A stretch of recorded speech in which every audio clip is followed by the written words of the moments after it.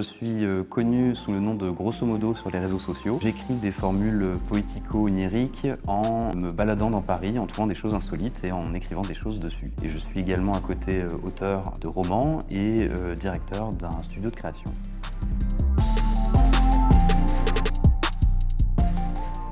Je pense que comme tout étudiant venant à Paris, il y a d'abord eu beaucoup d'intimidation vis-à-vis des galeries d'art, puisqu'il faut être un petit peu initié en somme pour ne serait-ce qu'apprendre qu'on peut ouvrir la porte et rentrer dans les galeries d'art. Et maintenant, c'est souvent des petites pauses, notamment dans mes balades, ou simplement le simple plaisir de voir de belles choses, rentrer et découvrir des différents univers de galeristes et d'artistes.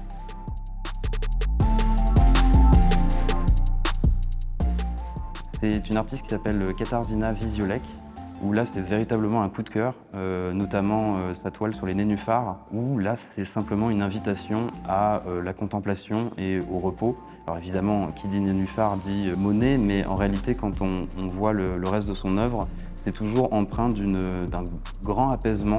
C'est presque proche de l'abstraction. Enfin là, il y a vraiment du pur ressenti. J'avais trouvé ça absolument magnifique. Et elle est à la galerie Éric Dupont. J'apprécie énormément le travail de la galerie Drosteux, notamment pour l'exposition collective qui s'appelle Art is a Serious Game.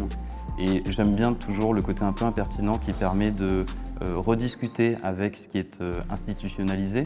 En somme, l'art, c'est un grand mot. Via cette formule, ça nous invite quand même à rediscuter le rapport qu'on a avec l'art et les choses qui peuvent parfois nous dépasser. Et sous commissariat donc, de Laure Safran Le Pesqueur, et avec des artistes comme Karine Hoffman, Eve Malherbe ou Margot Laurence Neal. Un autre coup de cœur, ça va être Hernan Bass, un artiste que j'aime énormément, puisque pour moi c'est la figure de l'absurde, c'est-à-dire qu'on voit toujours ces personnages seuls, qui nous regardent la plupart du temps, et qui ont l'air de eux-mêmes se poser la question du pourquoi sont-ils là.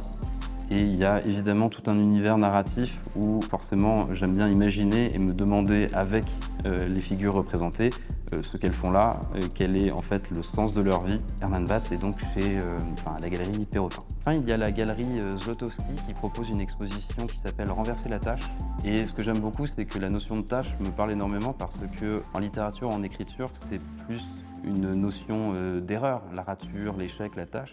Alors que là, avec des artistes qui se rapprochent de l'abstraction, qui sont complètement dans l'abstraction comme Henri Michaud, eh bien, il fait de la tâche une invitation au voyage. En fait, il crée un nouvel alphabet avec les erreurs de la littérature.